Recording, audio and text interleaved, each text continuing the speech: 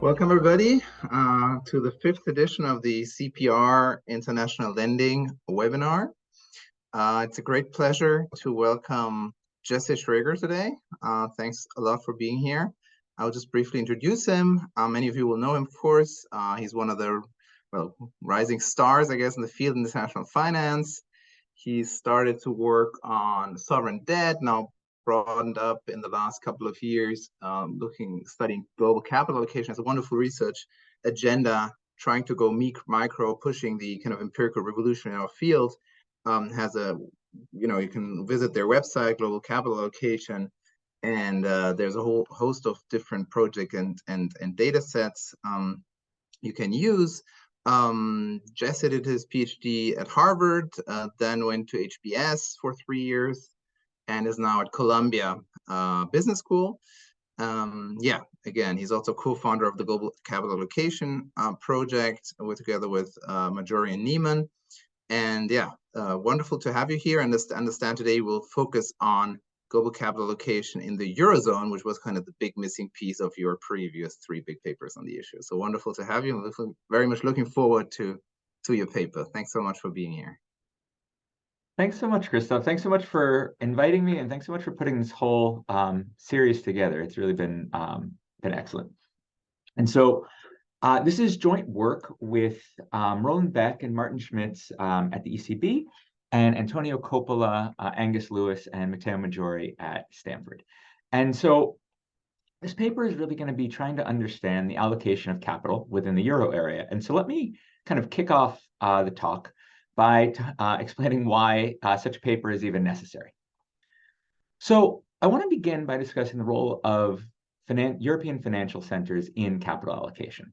So you might think that if BMW wants to borrow from Italian households, they would issue a bond, and Italians would go out and buy it. When you look in the data, you actually see very little of this type of capital flow. So there's very little just bond investment from Italy into Germany and BMW. Now, importantly, this does not mean that Italian households are not financing BMW. Instead, what we have is that BMW operates a financing subsidiary in the Netherlands. And so Italian household, this financing subsidiary will issue bonds, and Italian households will buy the bonds. The challenge is now what is effectively bond financing of Germany from Italy is actually going to be recorded as Italians buying Dutch bonds. Now, this is further complicated by the fact that Italy might not even buy these bonds directly. Instead, what Italian households might do is go out and buy a share of, let's say, an investment fund, a UCIT in Luxembourg. And so if Italians buy this fund in Luxembourg, this fund can then go out and buy the bonds issued by BMW Finance in the Netherlands that would then lend on to Germany. So now what is economically a bond financing would be recorded as portfolio equity investment from Italy to Luxembourg, because fund shares are a type of equity investment. Then portfolio debt investment from Luxembourg to the Netherlands, potentially FDI debt from Netherlands to Germany, unless the financing subsidiary actually goes out and acquires goods or other services. It's even further complicated because it's not even just the case that these investment funds are only going to serve Italian households. Instead, this is going to be further complicated by the fact that the rest of the world is going to be a major intermediary and owner of these funds. So it could be that Americans or British are going to go out and buy these funds in Luxembourg. These funds in Luxembourg are then going to lend onward to the Netherlands and Germany. And so effectively, what in all of these cases should be a pretty straightforward debt financing deal is going to essentially be very hard to reconcile in the data. And this problem is particularly complicated for Europe, even though this issue of offshore financial centers are an issue around the world, because of the fact that Europe, the Euro area, has 3 of what we're going to call onshore offshore financial centers, OOFCs. Why are we using this term? Because Ireland, Luxembourg, and the Netherlands are going to play the role of an offshore financial center, but because they're actually going to be inside of the Euro area, their role is going to be tremendously amplified. And so a lot of this paper is going to be trying to figure out what can we actually understand about how capital is allocated in Europe when we look through these. And so let me give you a sense of kind of just how big a deal the use of these onshore offshore financial centers are. And I should say, we're clearly, this is a kind of a well-known problem in the data going back at least to the important work of Lane and Melessi Ferretti. But let me give you a sense of just how big a deal these onshore offshore financial centers play in the official cross-border investment statistics of Europe. So this is looking at the IMF CPIS data. This is where in official data, European capital would be recorded as going to for stock and bond investment, portfolio investment, when it crosses a border. And so you can see nearly 2.5, the largest destination of 2.5 trillion, almost 2.5 trillion, is going to Luxembourg. Then you have the United States and France, followed by Ireland and the Netherlands. And so fundamentally, the challenge when you have so much money flowing into these kind of OOFCs is we don't actually know. This is another way of saying we don't really know where Europeans are investing. And so the goal of this paper is going to be to effectively look through these activities and say, what can we actually learn about how capital is flowing around the euro area? And so when we do this, there's going to be a few key takeaways. So first, and kind of most straightforward, it's just increasingly hard to see true exposures in the data. So an example, Italy's exposures to foreign bonds and equities is going to be underestimated by $500 billion. So just an enormous adjustment. It's also going to change our understanding of the history and geography of European financial integration.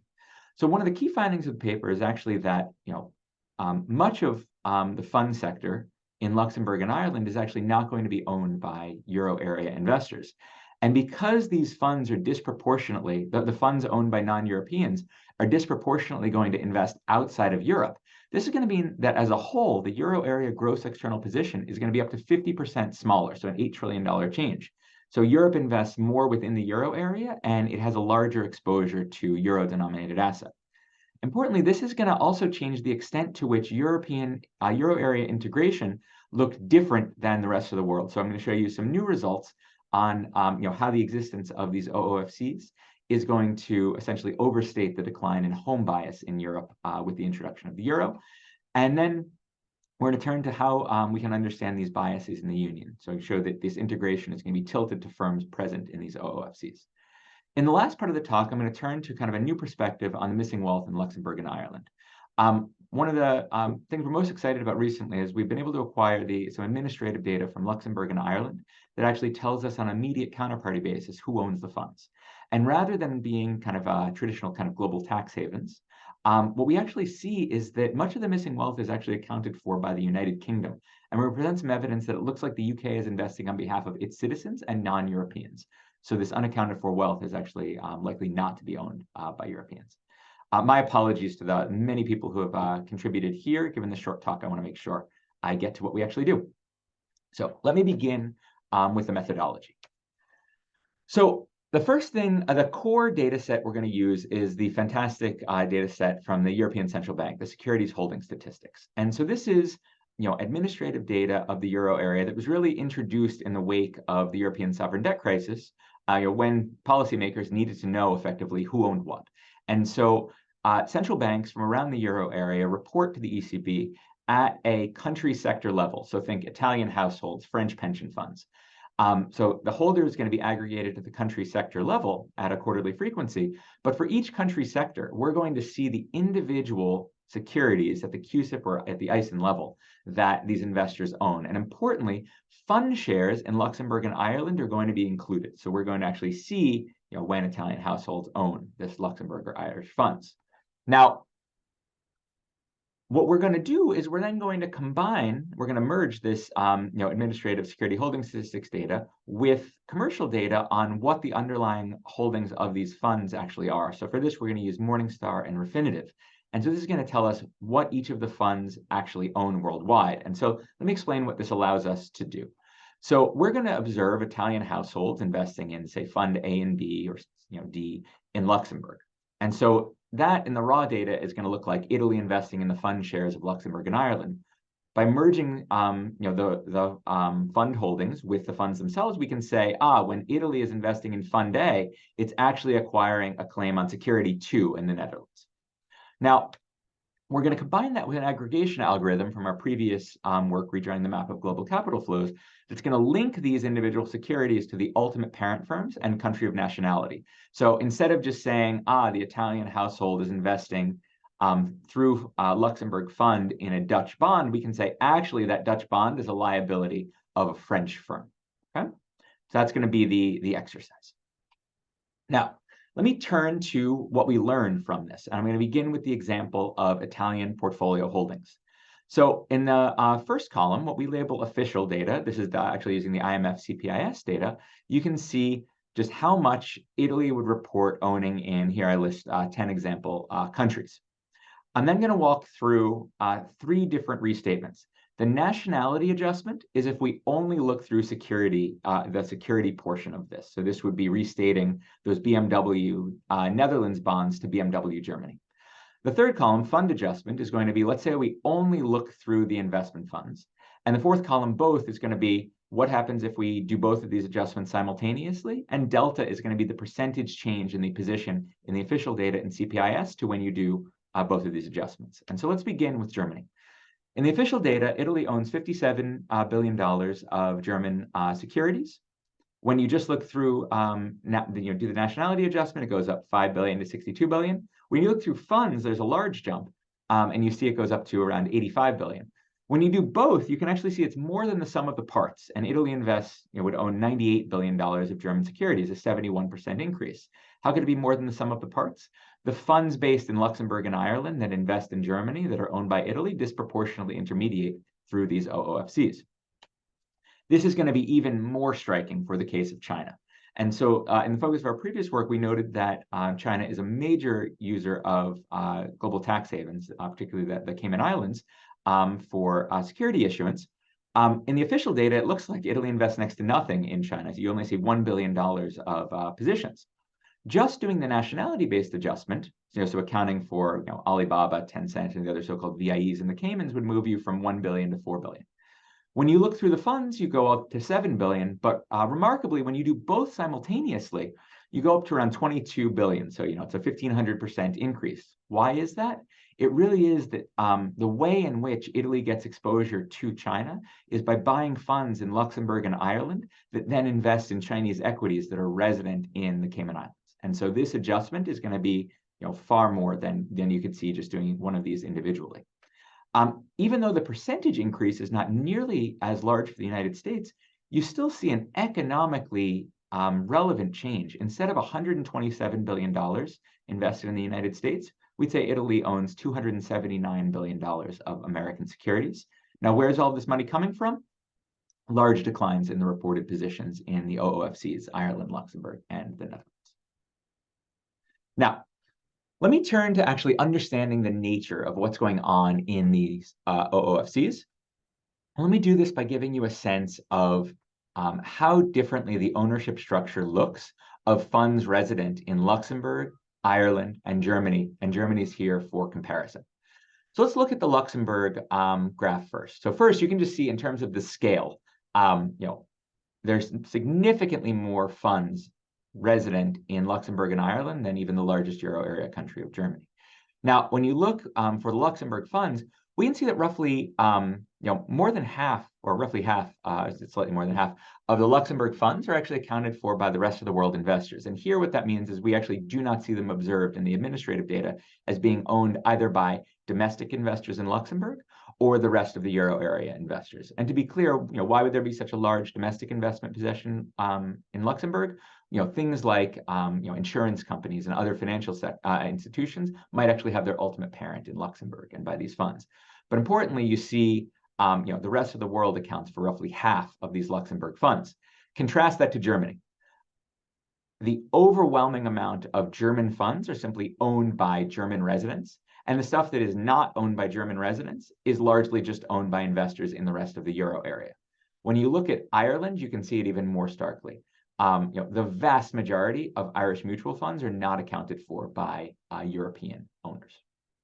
Now, we can do more. We can look through the investment of, we can actually look through who owns what in Luxembourg, Ireland, and Germany, and say, do different types of investors own different securities? And in fact, it is the case that they do. So if you look at Ireland, what's remarkable is you can see that when the rest of the world buys securities in Ireland, they are overwhelmingly buying things that are not resident in the euro area. And so what this would be recorded from a balance payments perspective as the rest of the world acquiring an equity position in Ireland, but then immediately Ireland, those funds are turning around and sending the money outside of the euro area. So it's effectively round tripping to the rest of the world. This looks very different than, say, Germany, where the vast majority of investment of German individuals in German funds either stays in Germany or inside of the euro area.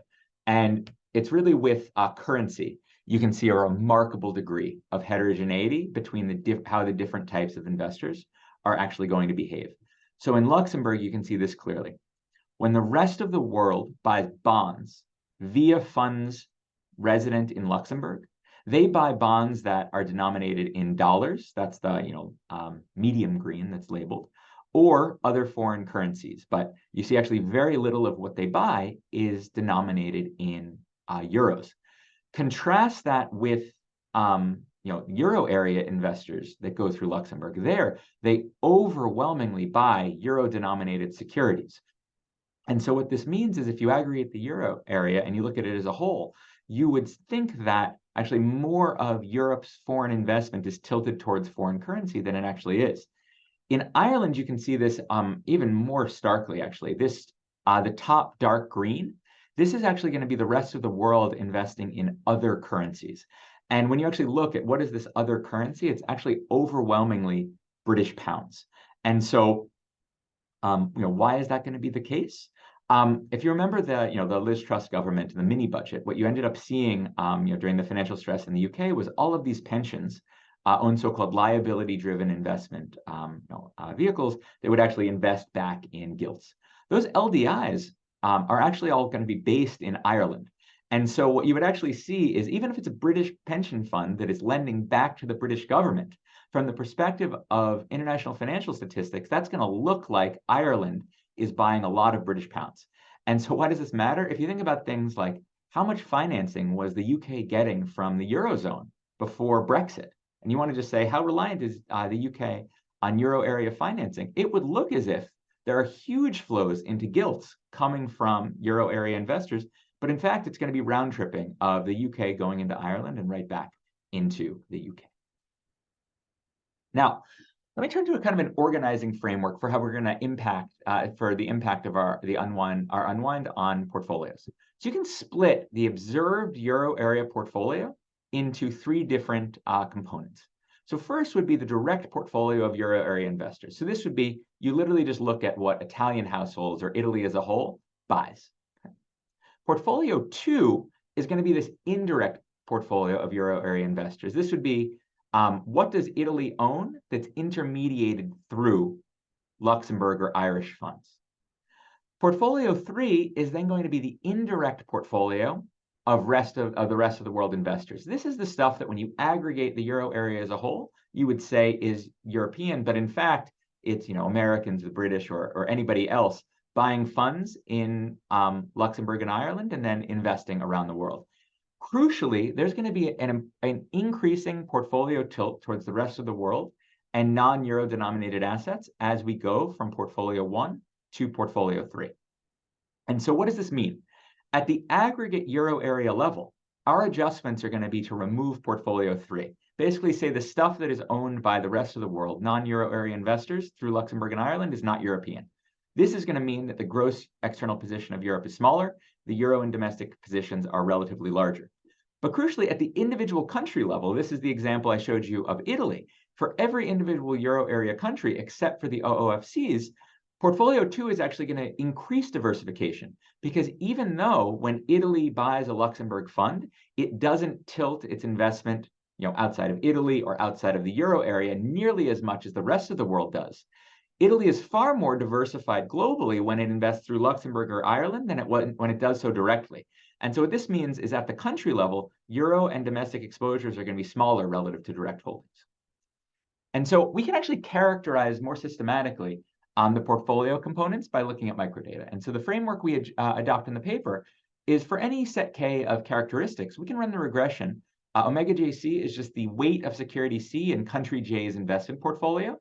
And we can regress that on the weight of that security in the global market portfolio interacted with some characteristics. So let me give you some intuition.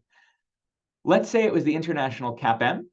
So in this case, there are no characteristics. You just run the regression on the market weight of the portfolio. And if the international CAPM holds, alpha should be 0 and beta should be 1 and the R squared is 1. What does that mean? Perfect international risk sharing and financial integration. What we're going to do is basically interact it with characteristics we think might explain the portfolio, like country and geography. And so here, let's look at how this works for currency. So in the direct investment position of the euro area, what you can see for regression 1 is you can see that Europe is massively overweight euro-denominated securities when it invests directly, and massively underweight securities that are not denominated in the euro.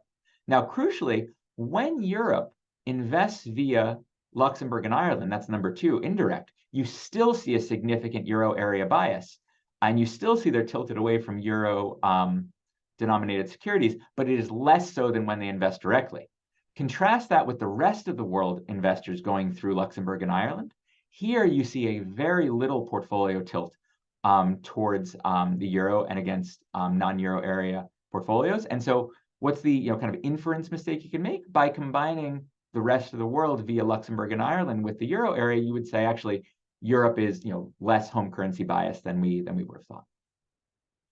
So let's now take that type of regression and say, what's the impact on the euro area external balance sheet?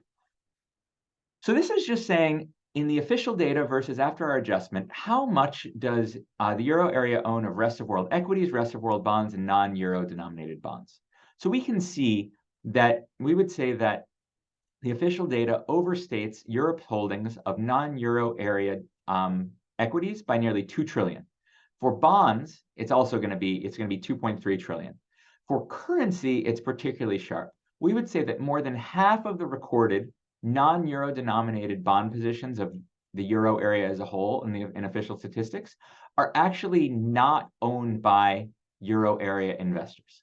And so this would be kind of a massive adjustment in terms of Europe as a whole. And so with that, I want to kind of revisit the time series of European financial integration. And so I want to begin with kind of the classic way of how we would measure financial integration, which is equity home bias. So equity home bias is just 1 minus the share of foreign equities in a country J's equity portfolio divided by the share of foreign equities in the world market portfolio. What does this mean? If a country holds foreign equities in proportion to its world market cap, that second term is just going to be 1. So 1 minus 1 is 0, so no equity home bias. By contrast, if a country owns no foreign equities at all, that's going to be 1 minus 0 or 1. And so the closer towards 1, the more home biased is a given investor.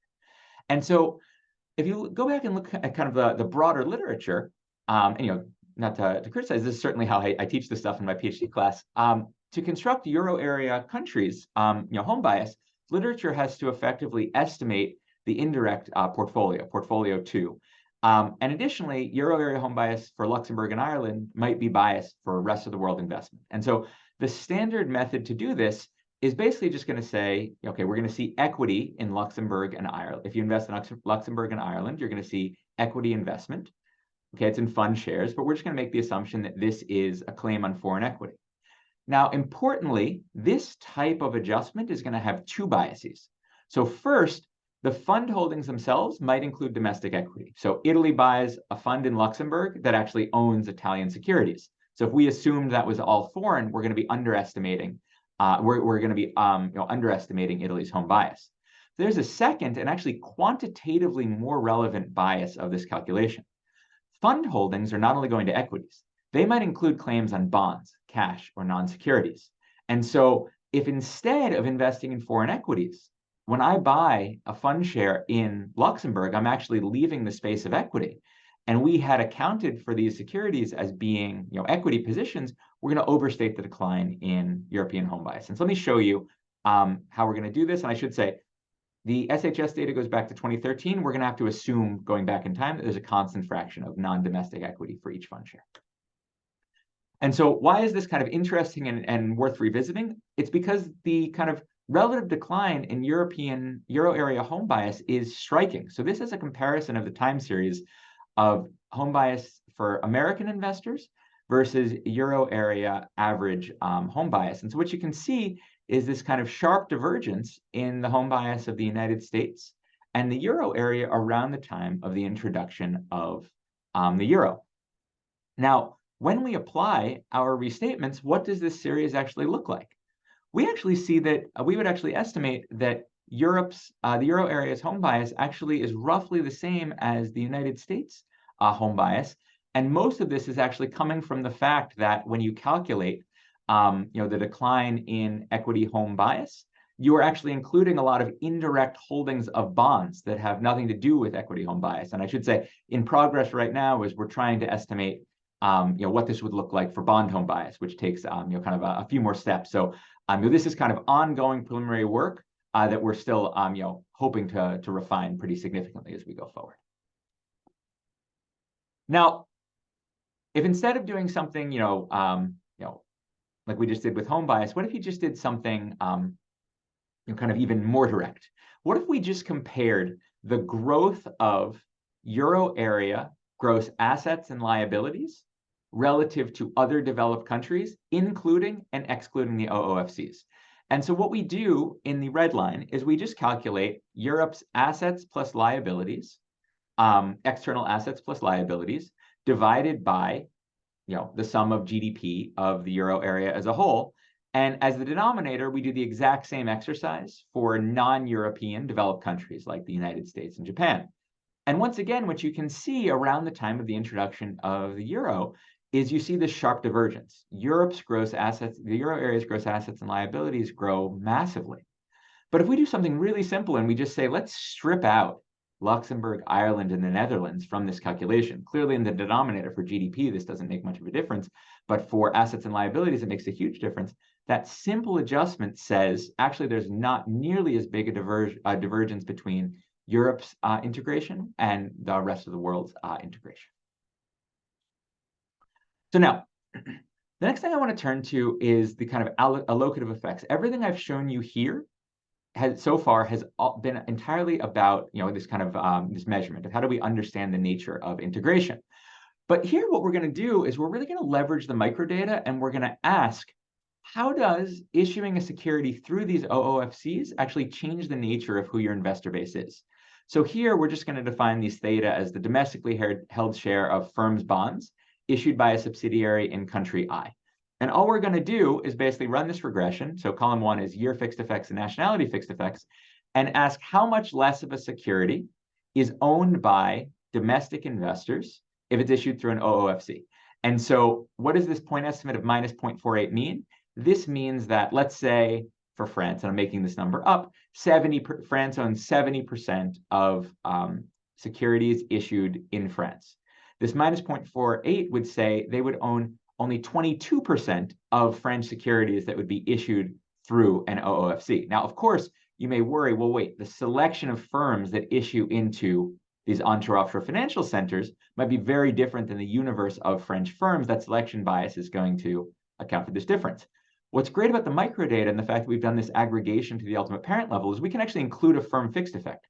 So we can just identify this OOFC effect entirely off of firms that issue similar bonds into these two jurisdictions. And even here, we see a 33% difference. And so this is kind of the first indication that who actually owns a security actually depends on whether you issue this in an OOFC or not. But I do want to flag, there is massive heterogeneity in these coefficients. So for Italy, you largely see that foreign investors put a much larger share into a security if it is issued in an onshore-offshore financial center than they would if a similar security is issued in Italy. For Germany, you actually see effectively no statistically significant difference between whether the security is issued in Germany or, say, the Netherlands. And so this kind of heterogeneity and understanding, why is Southern Europe relatively more reliant on issuance through these OOFCs is kind of an important question going forward. Now, in the final part of the talk, I want to turn to understanding what we can actually say about the rest of the world investing in these OOFCs and how this can help shed light on the missing wealth.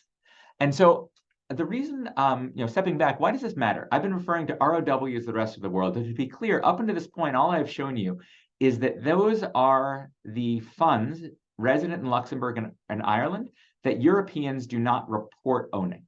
Okay?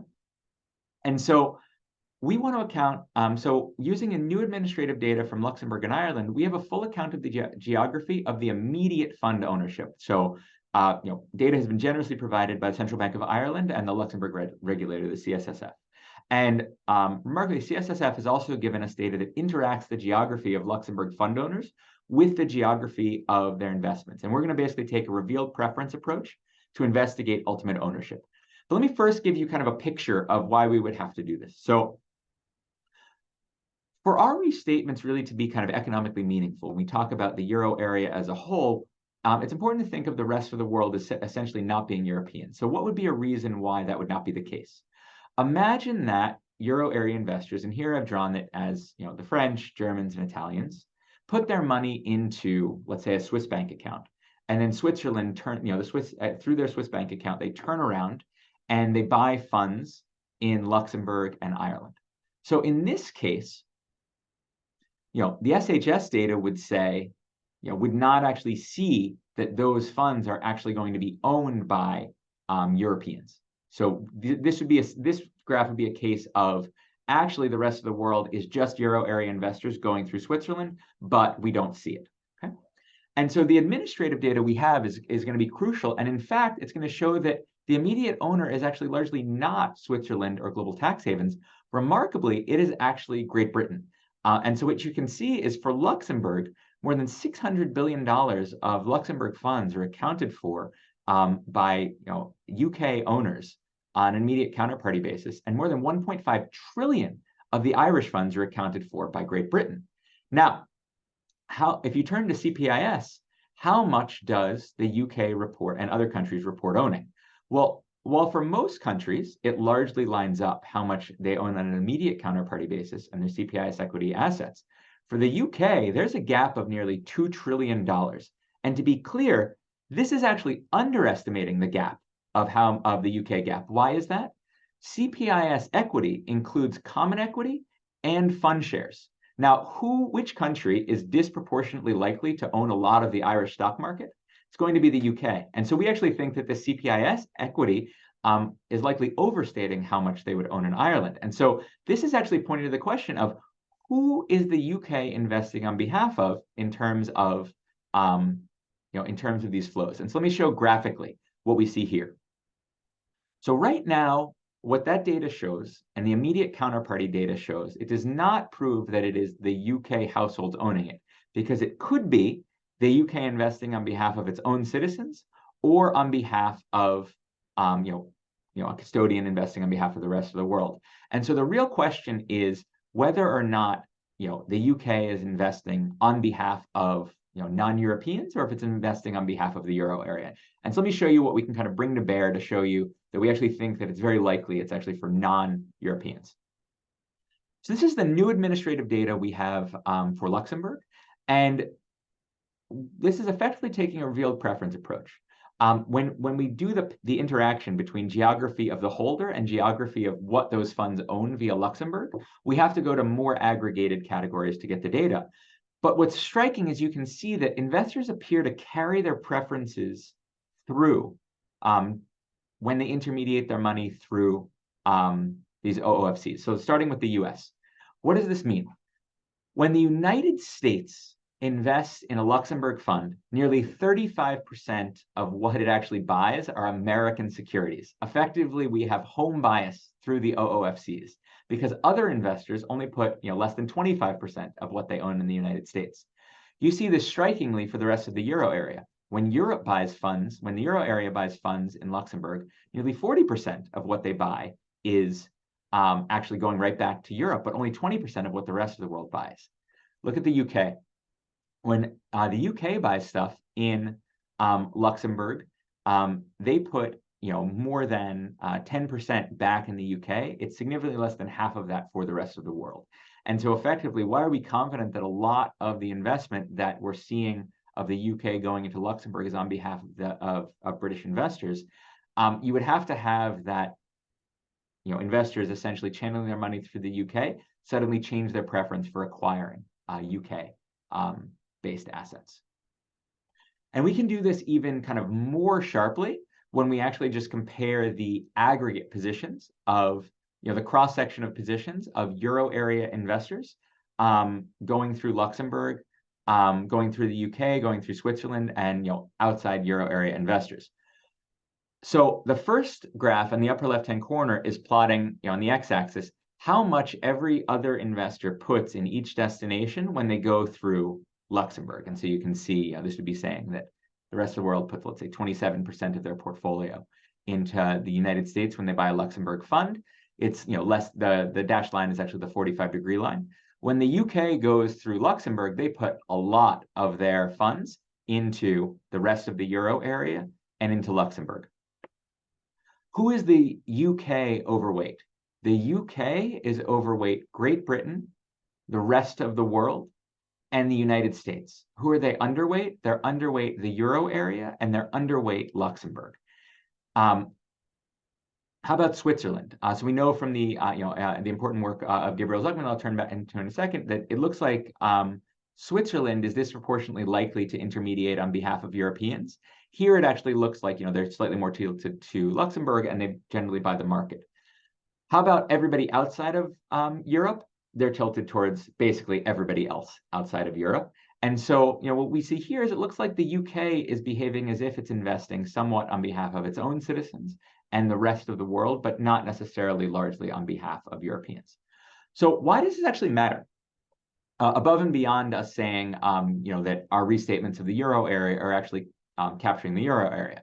So there's a well-known discrepancy in international financial statistics that countries declared holdings in Luxembourg and Ireland fund shares are far below Luxembourg and Ireland's declared liabilities. And this is, accounts for a difference of more than $3 trillion. And so if you look at, international investment statistics, what you'll see is that the world effectively has more liabilities than it has assets. And how would this be accounted for by Luxembourg and Ireland? So the argument of Zuckman 2013 is the missing wealth may be accounted for by hidden assets in Switzerland. And he really highlights the issue of missing custodial data. And so how could this account for the missing wealth? So imagine what so Luxembourg and Ireland record liabilities of fund shares on an immediate counterparty basis. So they only know the immediate location of where money is coming from. So let's say I'm a German and I put my money into a Swiss bank, and that through my Swiss bank, I buy a Luxembourg fund share. Luxembourg sees that as investment coming in through Switzerland. Now, should Switzerland report that asset, say, to CPIS? The answer is actually no, because if Switzerland is doing its statistics correctly, and there's every indication that they are, that is not an asset of a Swiss resident. That is an asset of a German resident, and it is the responsibility of the German resident to go back to the its authorities and declare owning that. And so if what you have is investors in Europe channeling their money through, say, Switzerland and investing in Luxembourg fund shares, and not reporting to their domestic authorities, the ultimate owner country won't even know that the asset exists, and that could give you a big chunk of the gap. Now, what we're going to show is actually it's not these tax havens or in like Switzerland that's actually accounting for this missing wealth in Luxembourg and Ireland. It's actually Great Britain. And in fact, it looks like Great Britain funds are going to be similar to what's the observed British and rest of world portfolio. And so it's really putting kind of the spotlight on understanding the intermediation activities of the UK is actually really the key to understanding this missing wealth. Now, to be clear, this pattern has changed significantly. This is a time series that we got, once again, from the Luxembourg regulators on who actually accounts for the immediate ownership of these Luxembourg funds. And if you go back in time, particularly to when Zuckman 2013 was written, I believe I was using 2008 data, it looked like it was largely true that overwhelmingly, the unaccounted for funds, Switzerland was playing a massive role in owning these Luxembourg funds. Since that paper and increased Swiss disclosure, since then, it's really been this relative rise of the UK. And so it's recently that understanding the intermediation role of the UK has become the key to understanding that, where this missing wealth is going. But with that, let me conclude. So I hope I've convinced you we offer at least a new view of capital allocation in the Euro area, really trying to understand the role of these onshore-offshore financial centers, Luxembourg, Ireland, and the Netherlands. The new estimates are going to allow proper assessment of Euro area country portfolios by resolving these intermediation chains using new data and methods. Takeaways: Euro area's gross position is smaller, more inward, Euro-focused. It doesn't look like the Euro area is an outlier in terms of the decline in home bias. And we talked a lot about these biases within the union, and talked about the missing wealth in Luxembourg and Ireland, being accounted for by the role of the UK. And just to highlight, we're very excited. Basically, as soon as we can, we plan to release all of these estimates as ECB experimental statistics, hoping to make it so that people can use it for their own research. So thank you again for the chance to present here. Looking forward to chatting more now. Oh, thanks a lot. Perfectly on time. Wonderful presentation. Very impressive results. So we have a Q&A now, and people can raise their hand and just come in or use the chat. And the past series, we've kind of used this like raise hand and ask straight away by person just by tuning in. So if you want to just ask a question, raise your hand and you can do so straight away.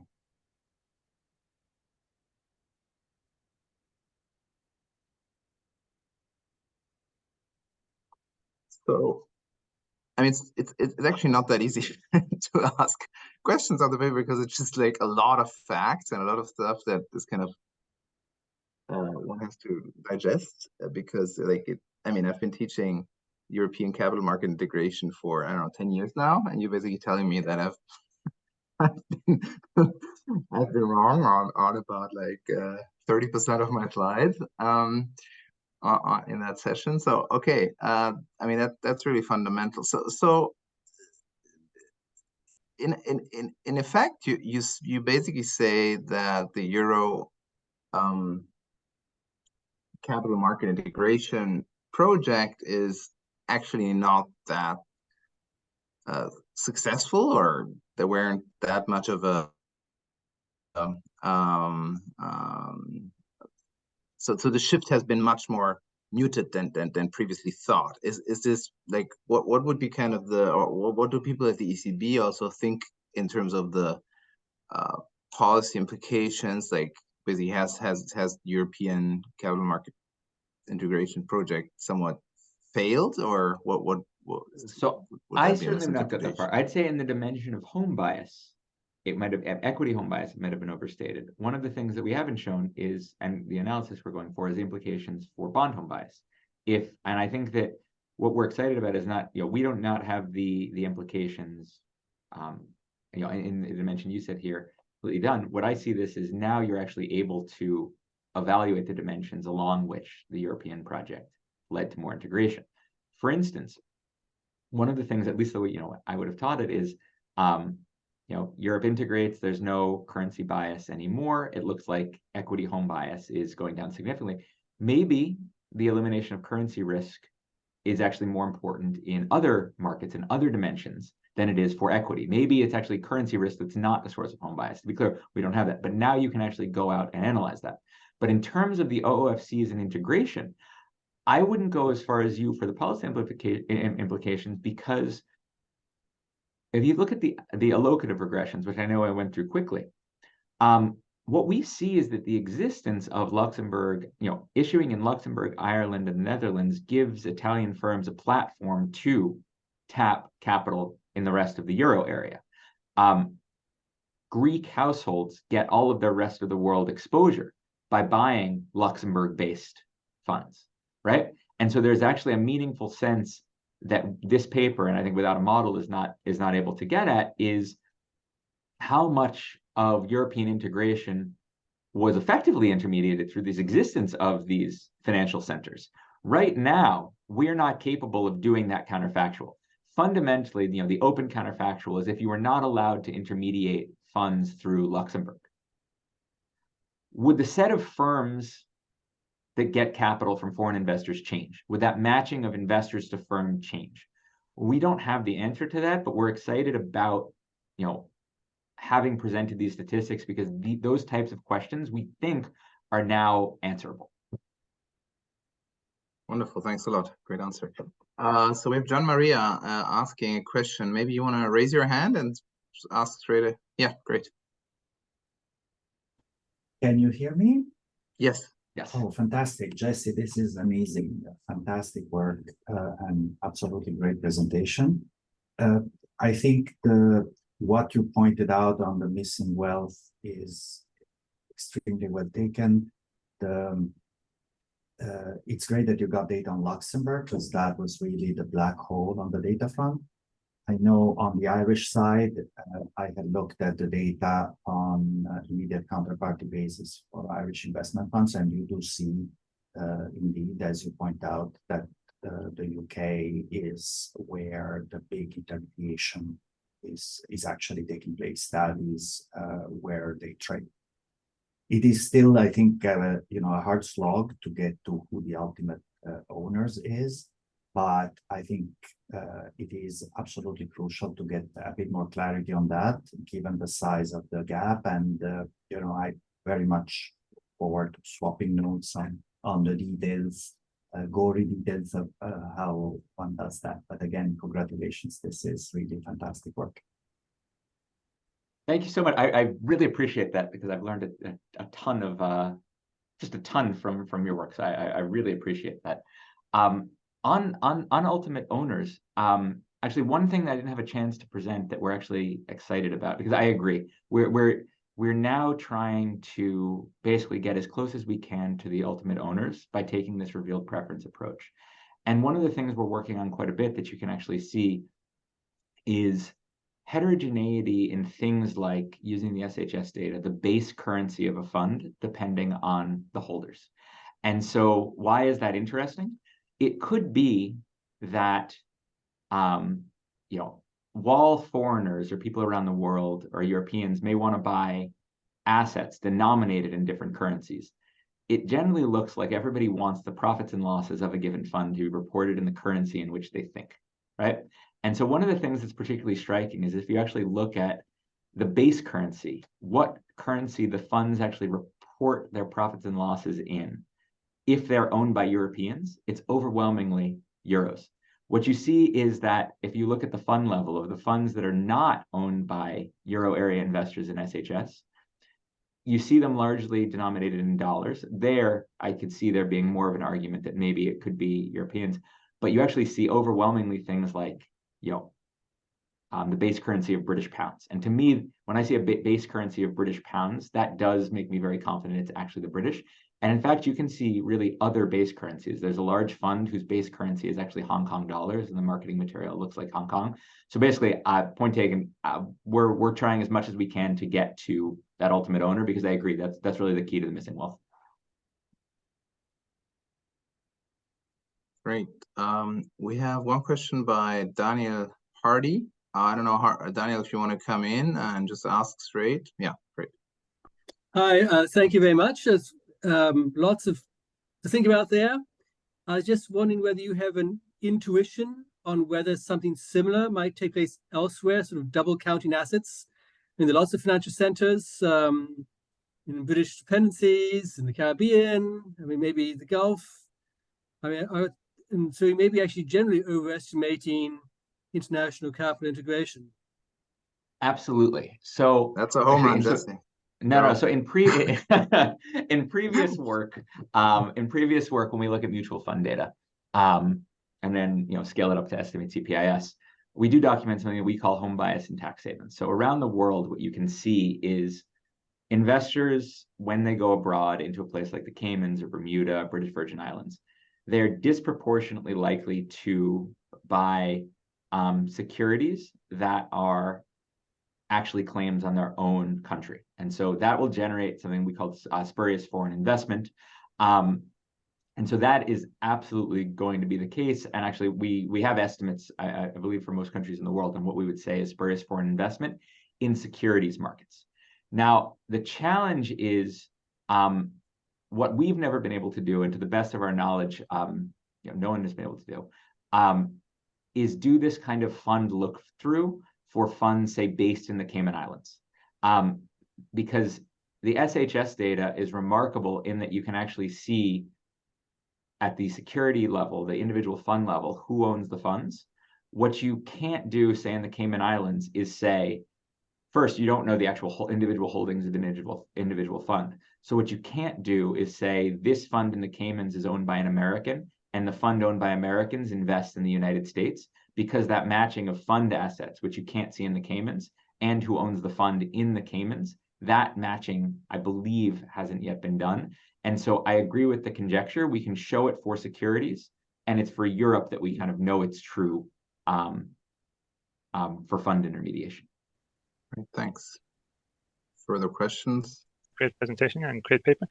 I was wondering a little bit in line with your answer on the base currency question. So do you see kind of the findings giving rise to a bit more information on kind of currency mismatches that we wouldn't have expected otherwise? So if, for example, the Italian households would invest to the BMW, like that would be a euro flow. But if it goes to the Dutch center that suddenly has inflows in different currency from rest of the world funds, that may kind of expose the Italian investors maybe to additional currency risks, or the UK, Ireland, UK flow. That sounds also like something that could create additional mismatches. So is there anything that you could say about this?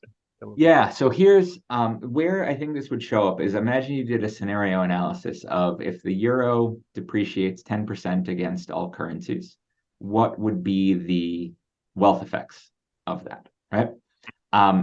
If all of the British pounds that are owned in Ireland were actually owned by Euro area investors, depreciating against the pound is a wealth transfer from the UK to the Euro area. But if all of those assets are actually, just round tripped and actually owned by the UK, the wealth effect is not going to be there. Now, in any kind of scenario, to do this, you would have had to make an assumption on what's the value of the fund itself in response to a depreciation. If you had been assuming that those funds were a claim on equity and equity was a real asset, so there wasn't a move, then you would have gotten the currency risk wrong. If you'd made an assumption that the funds themselves were denominated in euros, then you would have reached a kind of different conclusion. And so I think when you really drill down, it's that idea of what we basically said, that more than $2 trillion of reported foreign currency assets of the Eurozone are not actually owned by investors in the Euro area. Commensurately, those fund share liabilities, the equity liabilities of the Euro area, it's also not really a liability of Europe because it's actually just a claim on there. So interpreting, the wealth effects of currency transfers would really come down to where you were originally looking at both sides. If you were treating it as equity in, debt out, then we would say, actually, Europe did not own nearly that much of non-euro denominated debt. Okay, thank you.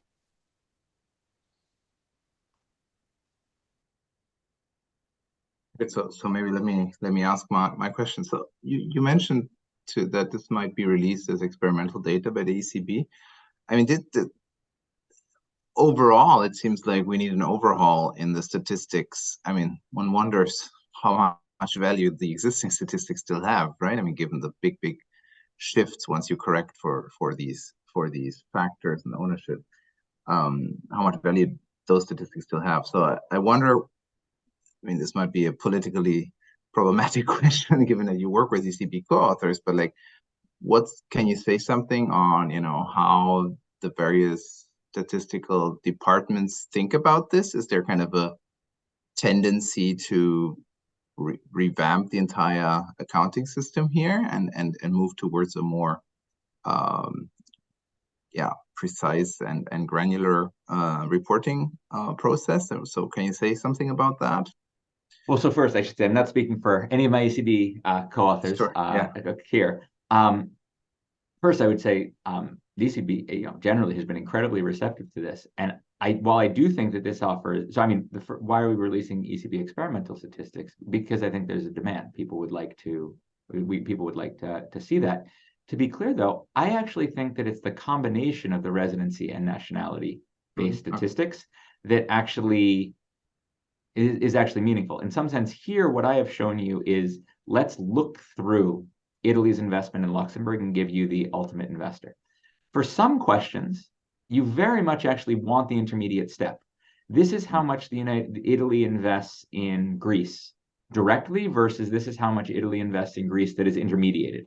With all of the great work being done on non-bank financial intermediation and the propagation of shocks and spillovers, it's not at all clear that the properties of investment that is intermediated through an OOFC and goes directly is going to be the same. And so I actually view it's the union of the two that kind of hold this promise. In the case of so that's at least how I'm thinking of it. And I can't speak for the statistical agencies and their processes, but everyone has been just very receptive to aiming to come up with a restatement of statistics that hopefully can be both policy and research relevant. Wonderful. Well, the union of the two, that's a great ending, I would say. So unless there's one more question, I would say thank you for being here today. This was very exciting work and a wonderful presentation, as several people have said. So yeah, thanks for taking the time, and see you soon in person, hopefully. And yeah, keep up the good work. Thank you so much for the chance. Thanks everybody. Thanks everyone for attending. Exactly. Thanks everybody for attending. Have a good afternoon, morning, wherever you are. Bye-bye.